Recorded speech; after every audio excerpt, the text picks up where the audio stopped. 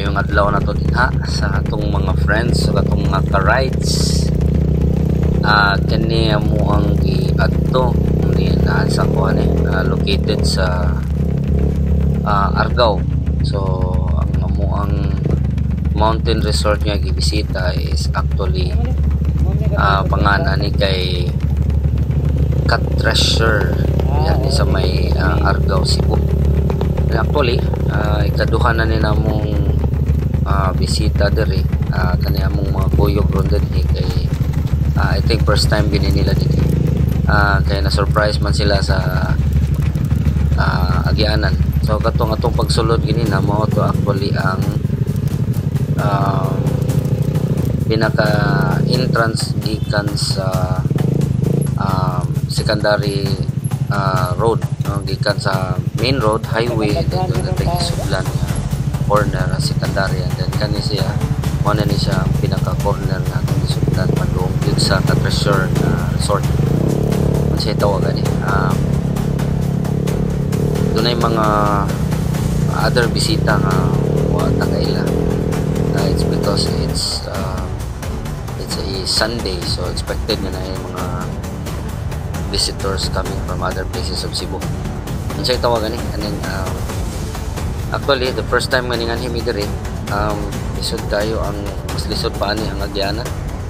Karon arang-arang na lang kay dunay mga broken area nga separate area, I mean nanay concrete o nanay simento. The last time we went here it was all rough road niya.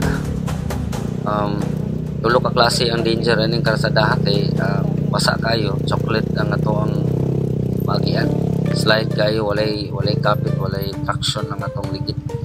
O mga hipot na dere like the last time nga himi dere medyo init-init. Uga kayo yuta ang ato sang kontra kay slide kayo ang mga balas-balas. The same ra walay kapit, ang walay traction ang ato ang ligid niya karon. O maabot na ta atong main area, maslide gihapon atong ligid tungod sa mga solid nga mga bato mura siya sa tawagan na nasa quarry bitaw, mura siya og kanang mga gravel. So the same effect na di maglisod og kapit ang atong ligid. So luckily ana atong pagbisita karong December 2024 na gid intay concrete nga area niya, especially ang katong downhill nga padung na gyud sa resort. Doon na gyud mga lisod kay nga area tungod kay 45 degrees angle ang atong likod niya. O katong wala pa nila gi-concrete, parte yung lisura kay mahimo man siyang kanal sa ulan. So at least kani mo ni siya ang one of the 45 degrees angle nga atong very steep vertig yun yata tupo sa karsada. So may na lang kay ganito mga kuyog, mga riders mo po mga riders nga na slide pag uli, wag yun nato magkuhay video pagka slide pagtangas pa uli kay ulan ng pagayo sa samot ka ng mga karsada. Yung kaning area magduloon na lang siya.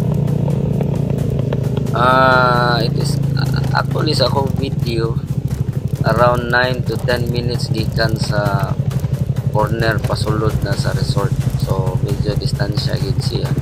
Maybe dili tungod kay layo man abot siya og 10 minutes, but it's because of the speed nga tuwang kanang buhat. Di man ta makapakusog kay slope man sad kayo, di sad ta makapakusog kung sa iyang klase nga karsada o sa kondisyon nga basa nga damo. Anyway, so dili ni sa pag-discourage sa mga pista mo dire, worth it ra man gyapon. I think that's the main point na. So to make our adventure worth it, mo undergo gitag mga challenges o mga difficulties. Kani mo ni pag uli na mo na slide. Actually kanin taxi nga nakita na to diha, natagak din na siya kay pagtangas na wala na control sa driver, na slide pa atras. Nasangit siya sa gamayng pangpang. Kani mo na ni siya pinaka main gate sa